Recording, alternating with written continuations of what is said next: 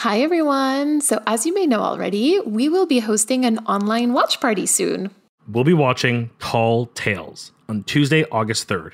We'll meet at 8 p.m. Eastern Time and press play together at about 8:15 p.m. Once the episode is over, we're going to stay around and chat for a little bit, so you're invited to that. Yeah, of course.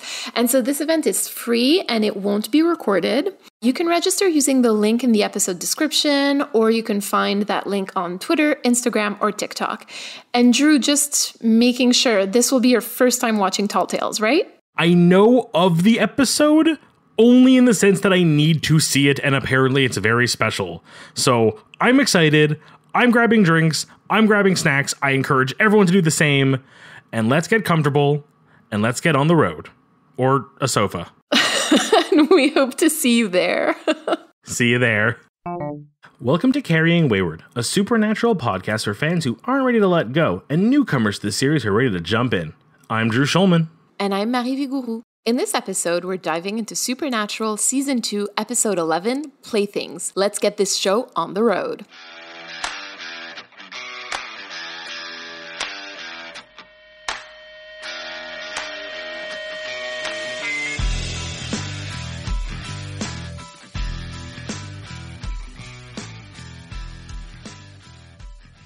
Okay, I'm starting this week.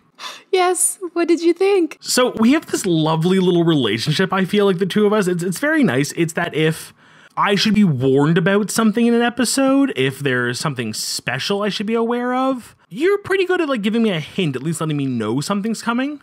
Yeah? Remember sometime in episode 1 or 2 of the first season, I brought up things I'm afraid of?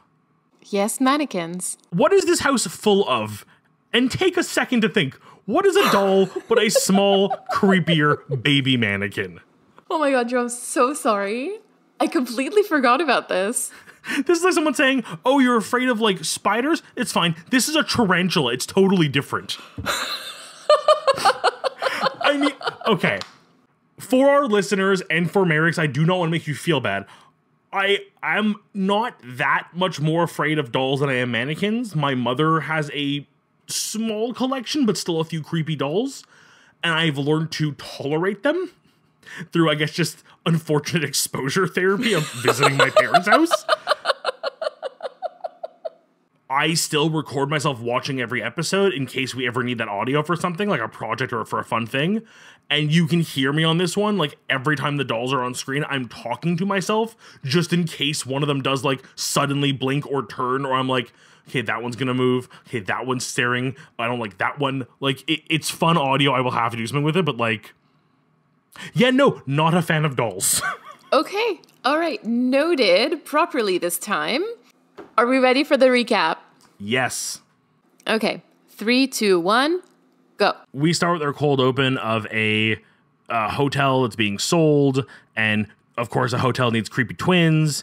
And the guy who was there to help them move ends up falling down the stairs and his head twists a full 180, which they even call out in the episode.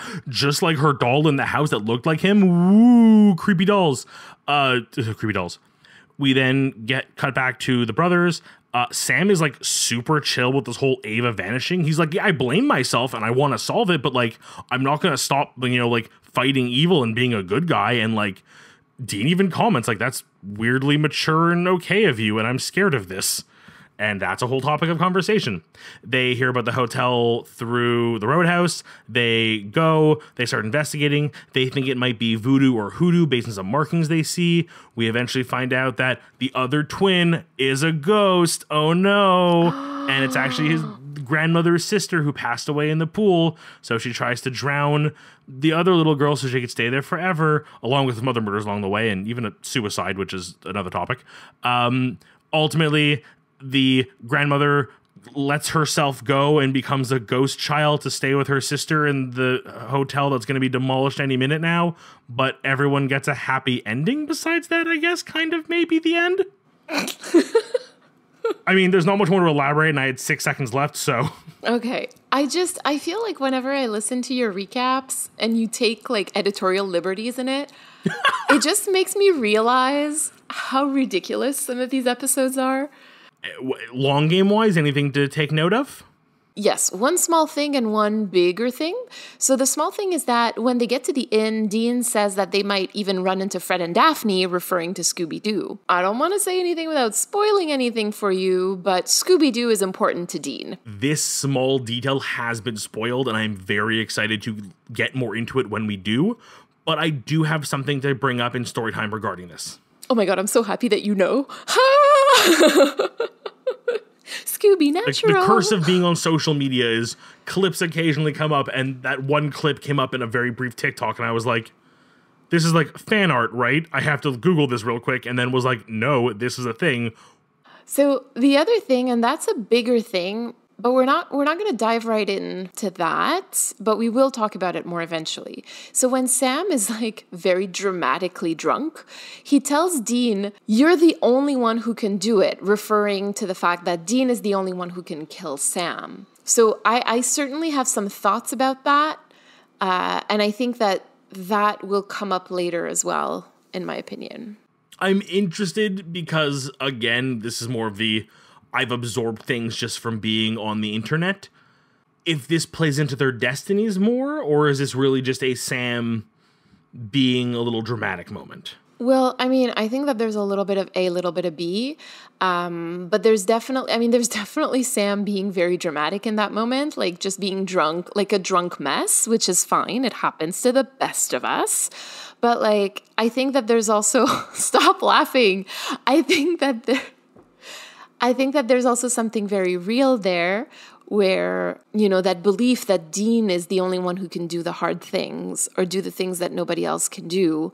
And like, would he really kill Sam? Like, that's a question right now. We wonder if that's true.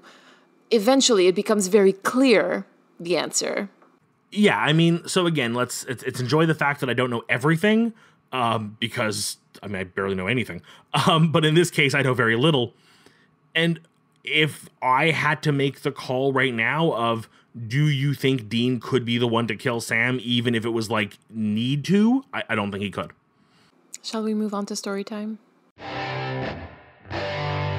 Before we get started, I have a question for you, because in my notes it says like the first fight that the boys have. And I'm wondering, do you consider the conversation that they have like in the motel room to be a fight? Or just a conversation? So I'm right away conversation, because when I read your notes and the first line was the first fight, I had a moment of like, what were they fighting about before they got to the hotel?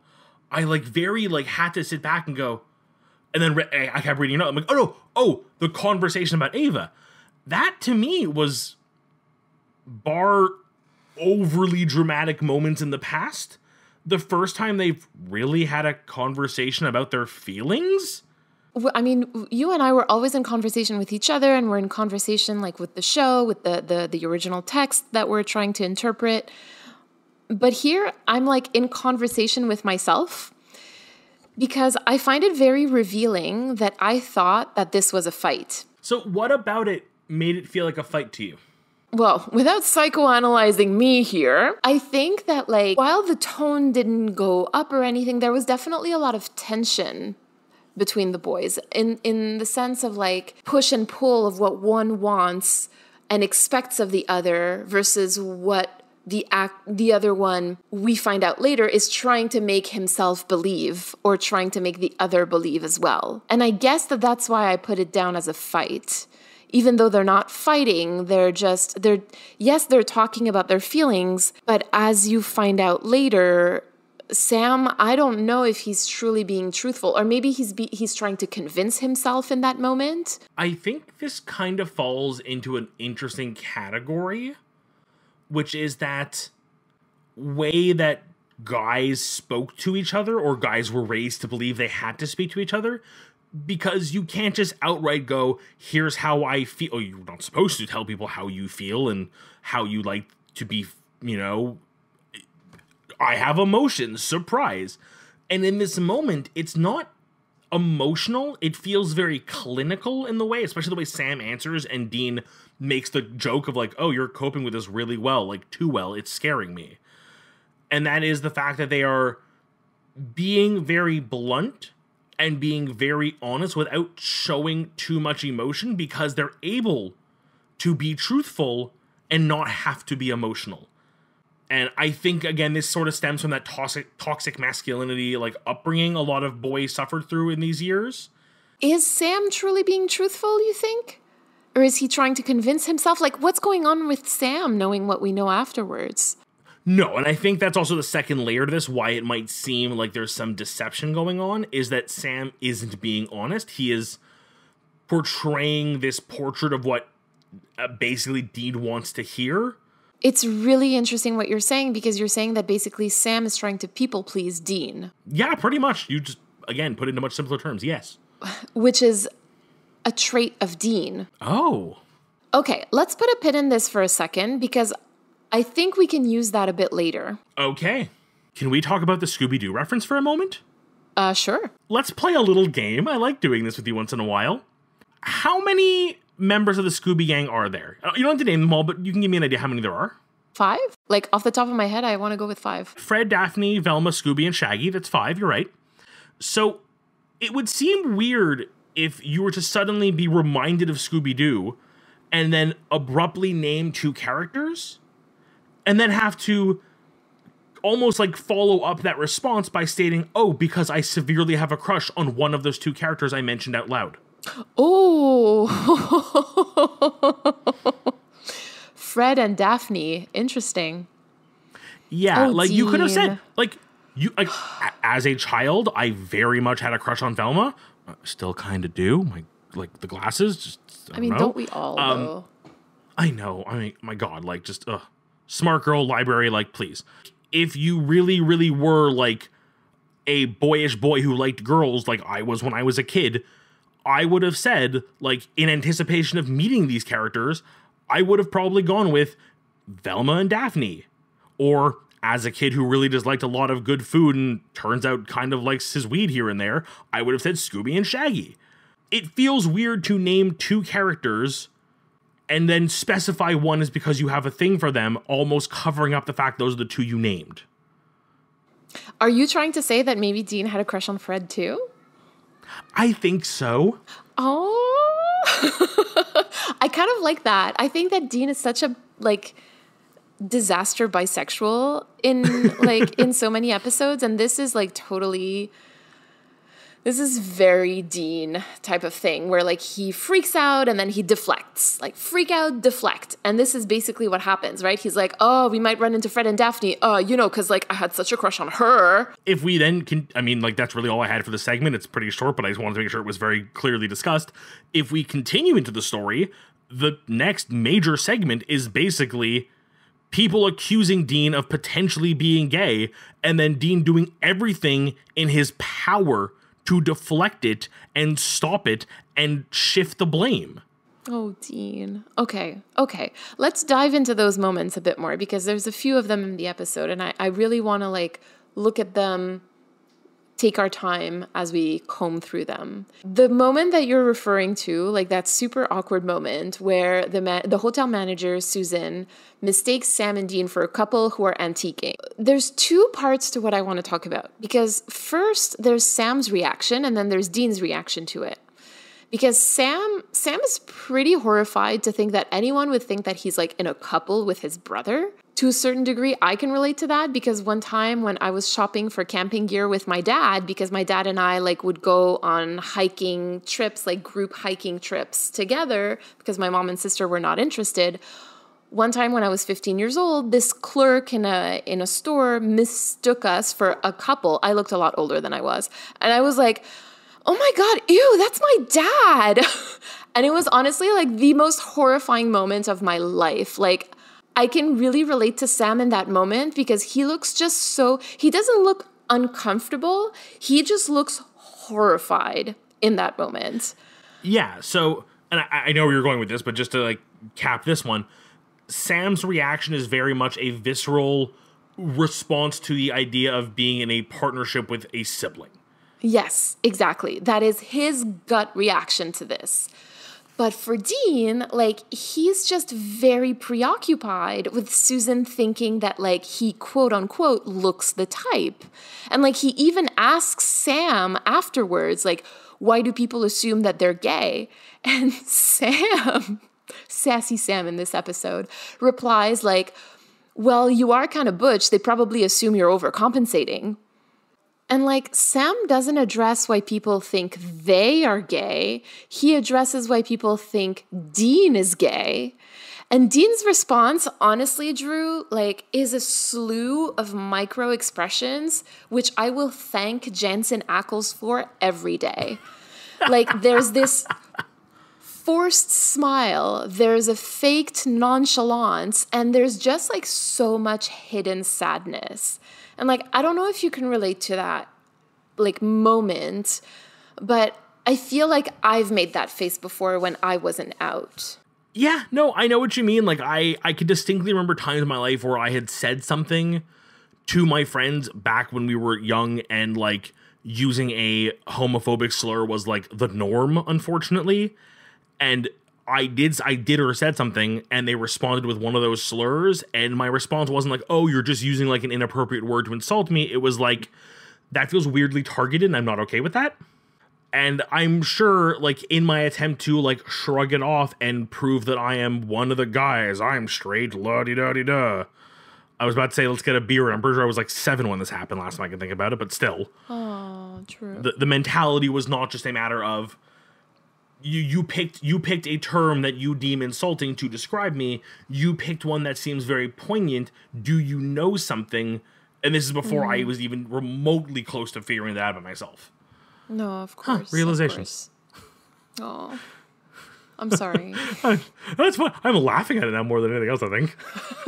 Well, because you're in a different place now. But like, if you, I guess, I mean, I don't know. Maybe if you weren't out still, because like, that's the thing. Dean is in his late 20s. And he's not out. So like, I can only imagine, like, he's been carrying this. You said that this story was when you were 7, but like, he's been carrying this for decades now. His response to that is to deflect on Sam like twice after that, I think. Like, first by saying that Sam's got a doll collection at home just to make Sam look more effeminate. And Sam gives him that like, you know, like, why are you like this look again? That is a look I've received and given to my brothers both to and from so often. But there you go, where he's like, why are you doing this? There is no need. So she thought you were gay. If you're not, you're not. Like, whatever. She didn't mean anything by it. Like, it was not an insult, you know? Like, it's just like that amazing sassy Sam look that I just love. So you read it more as he's insulted by the fact that she would think that of him, where, at least the way you just worded it there, I think it's more that he's worried that his disguise is cracking. Yes, no, I'm sorry. I did not express myself properly, but I absolutely agree with you. But maybe Sam doesn't quite know, right? Like, that's more what I meant by what I was saying. Okay, yeah, true. From Sam's point of view, that's what he's reading it as, because he has not seen it the way we have. Okay, no, that does make sense, actually. Yeah, that's how I would read it, but like, but I fully agree with you that I think that Dean is afraid that like his strong facade that he spent decades building at the cost of a lot of pieces of himself is starting to like crumble. And like, if somebody who's never met him before can see through it, then like, what happens with his loved ones? And will he still be loved if they see through? Well, I mean, that's what it, isn't it? Isn't it that? Isn't it? I mean, that is what it is. It's exactly what it is. It's just like, just putting in words just makes it so real. And I know we just awe Dean so often, but it really is just like, oh, the poor puppy. But Drew, it's so important to put it into words, though. Like, because this, like, what we're describing through lived experience, like, those are things that we feel and we understand, and like, that I think a lot of people who are listening can relate to as well. And so I think that putting it into words is like both giving us power by taking away power from like the homophobic or the heteronormativity that we've lived through in most of our lives. So I don't know. I'm all for putting words taking things out of subtext. Like, it is important to say things.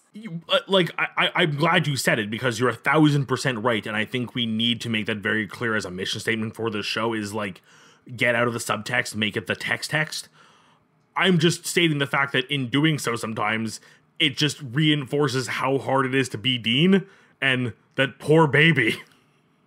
Do you want to talk about the second time that he deflects on Sam? The second time is that, and it's a topic we've touched on like really lightly before, especially with Sam, is Dean makes like a weird joke about whacking and then alludes to like, oh, Sam, don't go watch any porn, or literally says, don't go watching porn. It's not the whacking I meant. And it again feels like that like early 90s, I was raised to be a man and that's what men do kind of like speak. Basically, like what we're seeing right now is Dean overcompensating for what happened earlier. Literally the next scene there, if it were up to him, would have been like opening a beer by like smashing the top of it on the end of a bar and then like buying a drink for a pretty lady and like polishing his gun. Like he was just going through the checklist of like things men do to be manly while holding up a picture of a fish for his profile photo forever. Can we talk about Drunk Sam? We can talk about Drunk Sam. Okay. So like there's a lot to talk about in that scene, but we have to choose. What I'm going to focus on here, I think, is like the biggest takeaways, and it's not happy stuff. I feel like in this moment, he's really taking on Dean's sense of guilt. He's really not having a good time. Like he is like so typically dramatically drunk about the situation. Like it feels like he's preemptively trying to redeem himself for like whatever he could potentially become or do in the future. Like, I don't know, that moment made me realize that Sam is just such a good one. Like, at his core, he just wants to help people. And as many people as he can. And this is consistent throughout the series. Yeah, so this is our first crack in the armor of the initial lie from that first conversation, is he's not over Ava. He's not just moving on. He is trying to do as much good as he can because, and I mean, it's something seen in a lot of cultures when it comes to whether you think about karma or you look at the Egyptian afterlife, to pick some really specific and weird examples, but there is this logic behind doing good things makes you a good person and can validate who or what you are. And he is trying to do as much good as he can, whether it's because he thinks this will prevent him from turning evil, or that if he does turn evil, there'll be like enough good to hold him back. Like, I don't think he understands what it is, but if he's told you're going to turn bad, the only way to fight it is to do the opposite of that.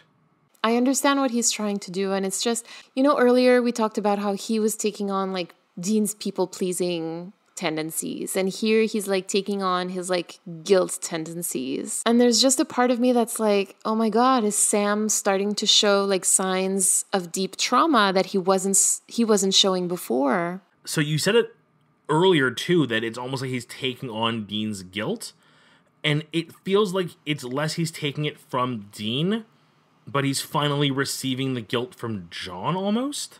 Yeah, I agree. He's not taking it from Dean. No, you're right. Yeah, no. I still think you're right. He's taking it from Dean. He is seeing, oh, Dean was cursed with this knowledge that made him feel guilty, like he had this secret over me, and now I'm a part of it. I haven't taken it from Dean. I'm now sharing it with Dean, but the root of this is all still John. He's always there. Speaking of that, like in this same scene, like Sam asks Dean to kill him if he turns into something that he's not, whatever that means, which, was basically John's dying wish. And Dean actually has like a healthy reaction to it where he goes like, well, Dad's an ass. He never should have said anything. You don't do that. You don't lay that kind of crap on your kids. And I'm just like, Dean, yes, like, good for you. Both in the reaction, but also, it didn't even become obvious to me, but he does say, onto your kids, plural. Now that he has shared the secret with Sam, he understands that Sam is part of it, and obviously Sam is now saying, hey, double down on Dad's promise to me, which Dean does agree to, although I am 1,000% sure is lying. You know, more of Dean's classic say what you mean, or don't say what you mean. You know what I mean? Yeah, exactly. Where he doesn't always say what he means. Of course. And we've seen that a lot of times. And actually, if we're going to talk about this, I'm sorry, but we can't like finish this episode without talking about this. Because like when Sam saves Tyler from drowning, there's a shot where he pulls her out of the water, which to me was so reminiscent of Dead in the Water when Dean pulled Lucas out of the lake. And like at first, I wasn't really sure of what that meant, but then considering what we've been talking about in this episode, I'm starting to think that, like, it might be that Sam is following in Dean's footsteps, you know? He's the one who's taking on the cases at the beginning of the episode. He's the one who's embracing hunting. He wants to save people. He feels responsible for them. He's feeling guilty. This is the first time we've really seen Sam properly drink. And before this, the drinking was always a Dean thing. Exactly. He's drinking on the job. This is Sam taking on the Deanisms? Ooh, that hit home. Yeah, that's what it is. Like, oh my god, and even the end of the episode. The end of the episode is literally Rose giving up, what remains of her life to spend an eternity as a spirit with her sister in order to save her granddaughter and great-granddaughter, or daughter and granddaughter, even though she is very aware that this place is going to be demolished, and I somehow feel like that might ruin the whole spiritual afterlife thing. Just a hunch.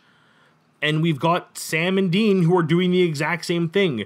They have been laid down this law by John that at some point Sam's going to go bad and you're going to have to kill him. And Dean has made it pretty clear now that I don't think it's going to happen. So they're just going for more mutually assured destruction because they care about each other. Yeah, the parallel between Rose and Maggie and Sam and Dean like was not immediately clear to me. Like 0% up until maybe like 2 minutes ago. There you go. Well, like I saw it a little bit, like because I had done some reading about the episode because there was a few things that I wanted to like double check, and then I came across a reading and I was like, oh, of course this is what it is. Like the resolution when Maggie, the big sister, because you saw it as like Rose giving up her life. But, like, there's also the interpretation that maybe Maggie, who's the big sister, like, killed Rose. You know, I really thought this was, like, a nothing episode. Like, I thought it was, like, it's a fun episode. We get a little bit of, like, Dean and Sam, like, brotherly, like, bonding and, like, growing. But it was a very throwaway episode. No, this is, oh my god. This is not a fun episode. What made you think that it was a fun episode? I mean fun as in, like, it was a little bit lighter than most episodes. It didn't seem as heavy. Like, it didn't feel that much. But now that I'm looking at it, like, they really made a, like, episode heavy. Yeah, and I think that that's, like, one of the strengths of the show, that they're able to tell stories in the subtext in ways that, like, you would never really expect. Do you want to move on to critical time?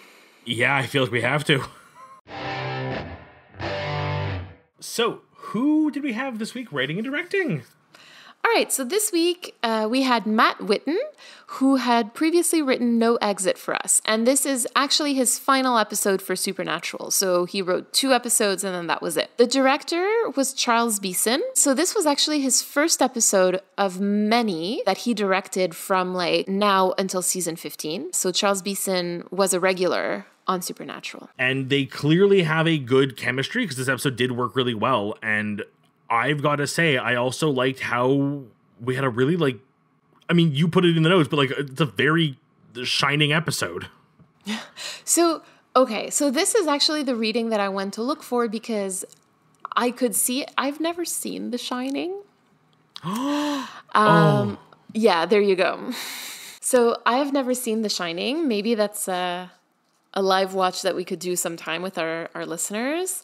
Because I don't know the actual references, instead of just watching The Shining, I went online and just looked for the references. And so I read quite a bit about that. And I understand that there are a lot of references, the 2 girls and the clothes that they're wearing, but like honestly, I don't quite know Like, that's kind of where my knowledge stops, to be honest with you. So I think parallel-wise to the themes and story of The Shining, I don't think there's a massive overlap per se, but some of the choices made in the episode, like, they literally recreate a shot from The Shining. Like, I almost want to go back and compare them now because it is so close. But when Dean walks into the bar and sits down, that is a shot, like, every single angle, like, it looks like the same bar. It was like, it actually kind of spooked me for a second. Even their hotel room is the same room number from The Shining. There's a lot of very nice, interesting details. Right away, like you said, it is in a hotel. There is the trope of the creepy twins, which was made very popular by The Shining.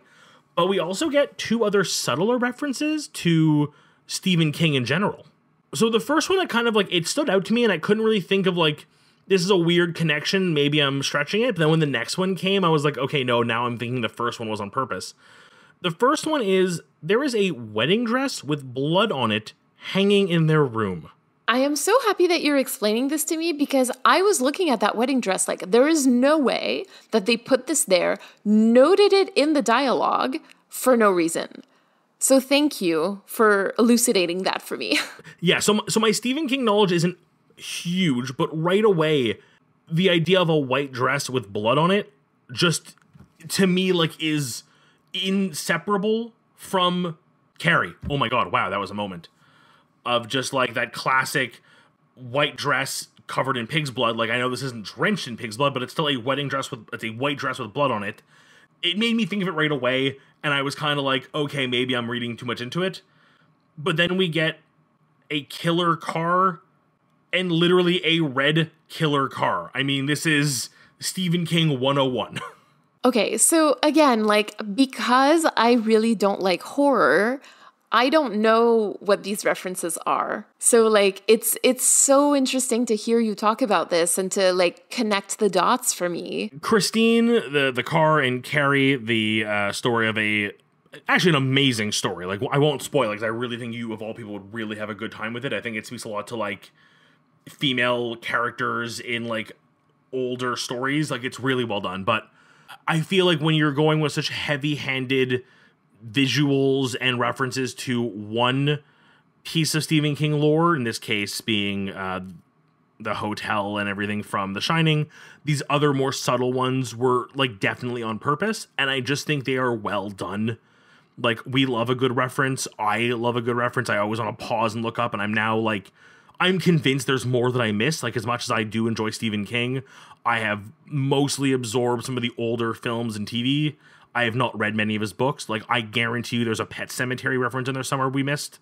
No, but in another episode, there's a reference to that. I have a question for you because in the analysis that I read, which is linked in our show notes, by the way, the author felt that the episode was mostly inspired by Kubrick's work on The Shining, not so much on Stephen King's. And I kind of want to get your opinion about this. So without going into it too much, it's very well known that Stephen King did not like Kubrick's take on The Shining, though I think in the social zeitgeist, it is the more famous, more well-known, and more often referenced. And it is ultimately a very phenomenal horror movie. It is so good and does so many things right. I just, like, 100% pure coincidence, maybe a day before watching this episode, listen to an entire podcast on The Shining. And then also that same day, someone pointed out to me that it was like the 30th anniversary of, like, a famous scene from the movie. So I'm like, this is a weird tangent, and, like, I'm forcing Rochelle to keep this in. I adore the concept of someone creating something and then someone else bettering it. And I think, like, the common example is, like, oh, when you, like, hear a cover of a song and you're like, I like the cover better. But I'm talking about, and I know Stanley Kubrick and Stephen King didn't really, like, see eye to eye on this one, and it's more of, like, a social choice in this one. But the famous example I always rely on for this is, do you know the song Hurt? Yeah. Who sings that song? I mean, I want to say Johnny Cash. And you would technically be right, although his is a cover of an original. But the original artist agreed that this song was always meant to be for Johnny Cash, And it was a mistake that he wrote it for himself first and officially considers Cash's version to be the proper version. Well, I mean, there's a ton of those, and I feel like I feel Leonard Cohen's legacy in general. Like, so many of his songs we know because of covers. We know Hallelujah because of Jeff Buckley's cover. Like you said, a great example, though, of Hallelujah are these touchstones of culture that are so well known. I think we even joked about last week where, like, I got a reference to something. Like, I fully knew this was a reference to XYZ, but only because The Simpsons taught me that. Yeah, exactly. There you go. And I think that there's something so interesting in that, because there's like a lot of things now that I'm like, oh, I know this reference because it was on Supernatural. And I'm assuming that you also have something similar with Gilmore Girls to a certain degree, right? There are jokes in Gilmore Girls that I know are jokes based on the writing. I still don't understand the joke because they reference someone I've never heard of and would never in any of my other, like, I need to go look it up now to figure out why that joke is funny. Is there anything else you wanted to talk about in Critical Time? I just really briefly wanted to bring up, because I feel like we'd be like doing harm to the community by not sharing this fact. I decided to try to look up the history of creepy dolls, and honestly, surprisingly, very little. You kind of get Annabelle, Chucky, a few of the classics, a few other people who claim they have a doll that's haunted that has some level of notoriety just through, like, I mean, like the talk show circuit even. Like, we're talking like that level of like B celebrity status. It led me down a path to, though, that were kind of fun to bring up. I never knew this. And it seems crazy that it's like such a cultural phenomenon, again, on the same topic we were kind of on, that apparently in the practice of voodoo and hoodoo, which we're not going to go into because we're not experts, but it was brought to my attention in my research, do not often use the voodoo doll in the classic sense we kind of see in like media. And it seems as a very like appropriated view of it, which I think speaks volumes for a lot of other cultures' beliefs being used by white media to, you know, fill in gaps and holes and create characters and stories. So, again, that's not the angle. I wanted to bring that to attention. I didn't want to dive into it too much more than just saying, like, here's another example. Well, I just want to jump on to something that you said, like when you talked about like us not talking about voodoo and hoodoo because we're not experts. Because I think that that's important to recognize, because in the little bit of research that I did when watching this episode, I could see that there were a lot of nuances that I would not be able to explain with just like a little bit of preparation, right? Like, and it sort of brought up for me like the whole like question of they bring up the quincux, like the 5 point, and it made me sort of wonder, like, is that truly a hoodoo symbol? Like, it just made me wonder if it was, because when I just very simply Googled it, I couldn't find any information about it. Now, that might be because it's a closed practice. I'm not sure. At the end of the day, what it tells me is that, like, I don't really trust the lore that they're feeding us in this episode, simply because I am assuming that there was no hoodoo expert consulting. I would do anything to get an expert in hoodoo or voodoo, or just even in the histories of those cultures and those religions on this show. So if you know one, please put us in touch with them. Shall we hear what the community has to say, though? Yes. Just a heads up, this voicemail discusses sexual assault and being drugged. If that's not something you'd like to hear, we encourage you to skip ahead about 10 minutes to skip this segment. Feel free to come back at a later time, or skip it altogether, we understand. Hi, Carrying Wayward. You guys are amazing, and thank you so much for your analysis of Supernatural. It's awesome listening to a show you love being criticised through an academic lens with such care and intellect. You guys actually inspired me to start my own podcast. I wanted to comment on your episode Simon Said regarding Dean and his mentioning that being roofied doesn't count. This is not the only instance Dean has referred to being roofied or being subject to dangerous situations in his youth. I'm going to read out some of the transcript for Season 9, Episode 13, The Purge. Dean: what kind of supplements? Sam hands him the bottle. Dean, looking at the supplement bottle: these aren't supplements, they're roofies. Sam: what? How do you know what roofies look like? Dean: how do you not know? You think I want to end up in a hotel bathtub with my kidneys carved out in Chechnya. Dean clearly is aware of date rape culture and actually identifies the sensation of being drugged and instantly recognizes what roofies look like. Sam, on the other hand, doesn't.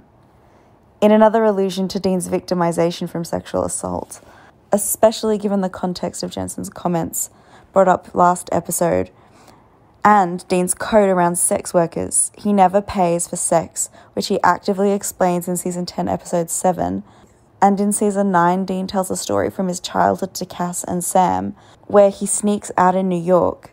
Sam says that Dean was way underage at the time, and Dean says, all right, so I get there, I sneak in, and it's nuts. I mean, people are drinking and they're smoking and they're snorting whatever. There's a 500-pound guy on stage with a mohawk just screaming, and my mind is blown. I don't even know what to do. Then this girl walks up to me and says, hey, do you want to come and join our table? All right. Sam, yeah, and they get him drunk. First time. Dean, but not fun drunk. I'm not sure what was in that stuff, but the room starts to spin and I feel like I'm going to puke forever. And right about that time, I hear him, Dean Winchester. Cass looks confused, but Sam just smiles. My old man, I don't know how, but he found me. And now I'm really freaking out because he's just standing there not saying anything. Anyway, so John takes him from the bar. Make of that what you will, but I thought it might add to the discussion around Dean and sexual assault. Anyway, I just want to say thank you again for what you guys are doing. I look forward to your episodes every week. Lots of love, Lulu.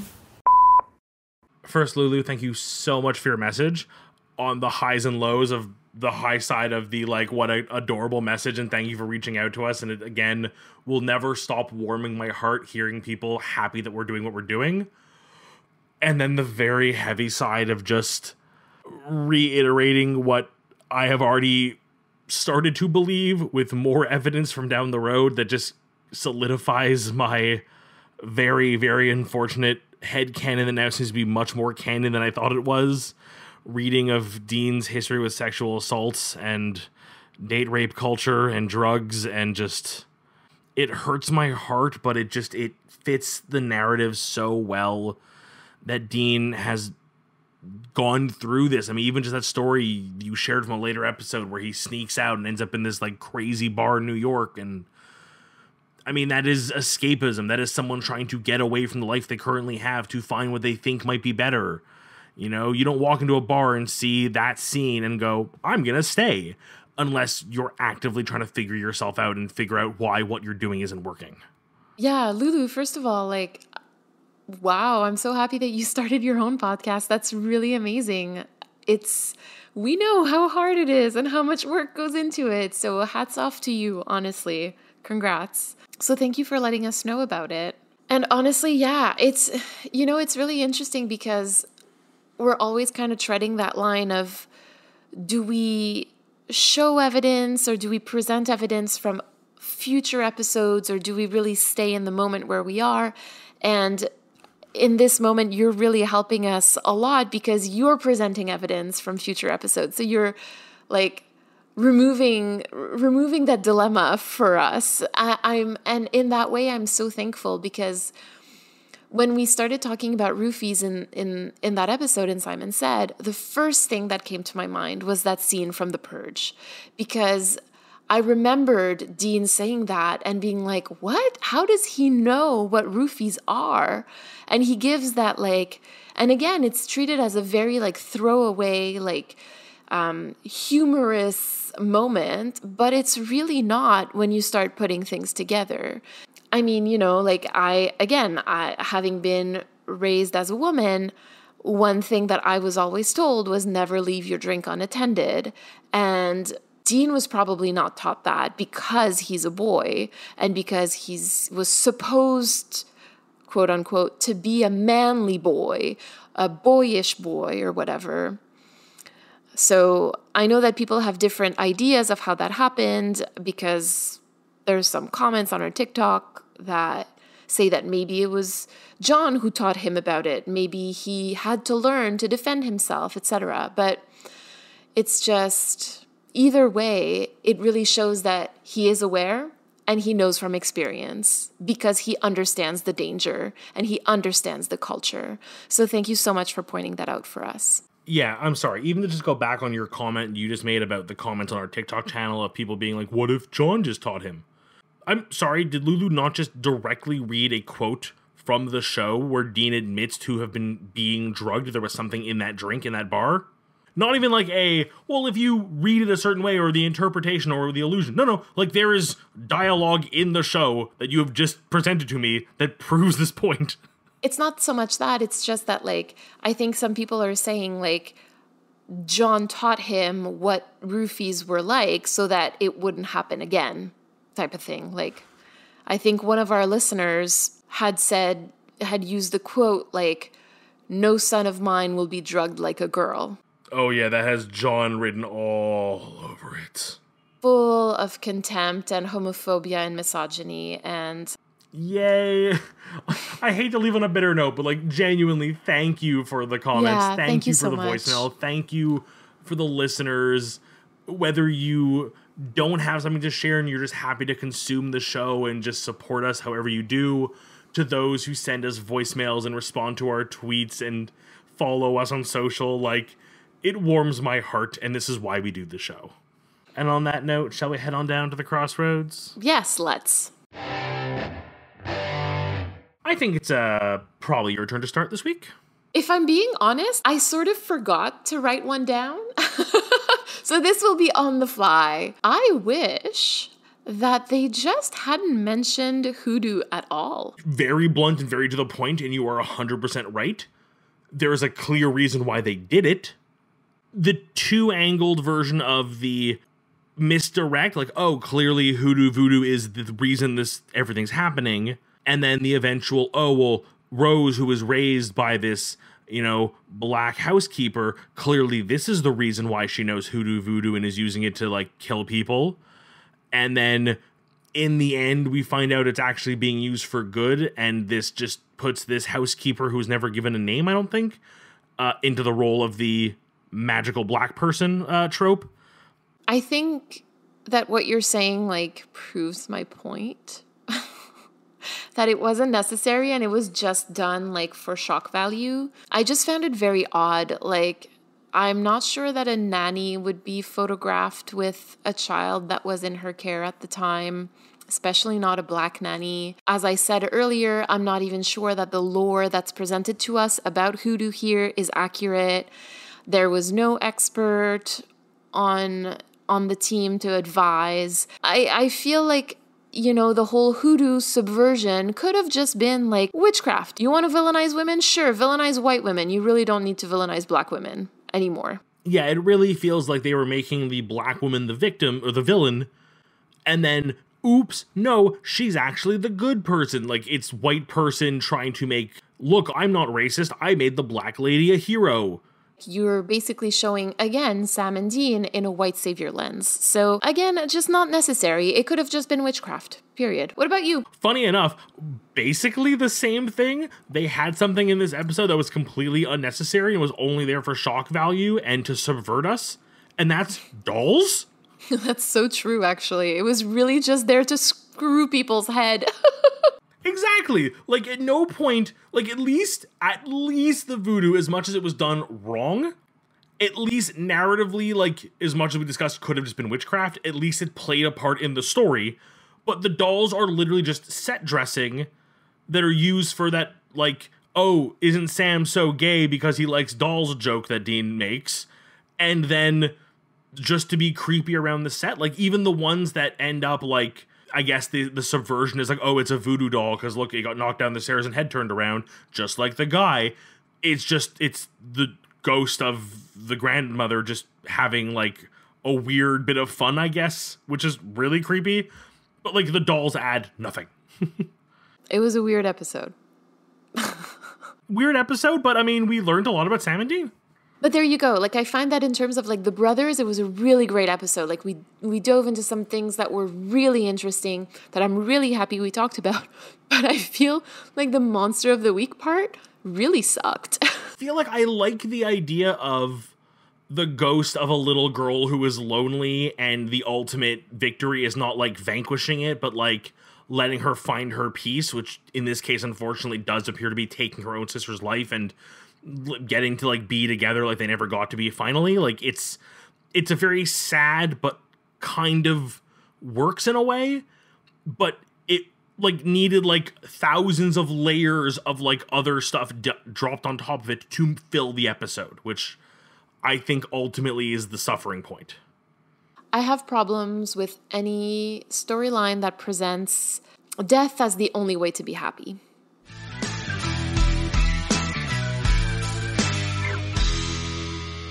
You've been listening to Carrying Wayward, a supernatural podcast produced by Rochelle Castellano, hosted by Drew Schulman and myself, Marie Vigourou. This week, we'd like to thank Lulu for her message. Help us keep the conversation going. You can send us a voice recording at carryingwayward@gmail.com, and you can follow us on Twitter, Instagram, TikTok, and YouTube using @carryingwayward.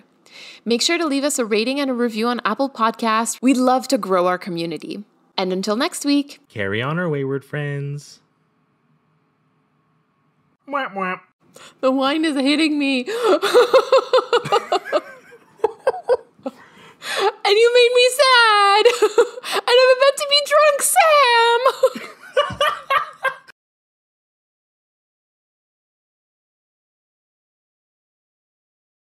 Just a heads up, this voicemail discusses sexual assault and being drugged.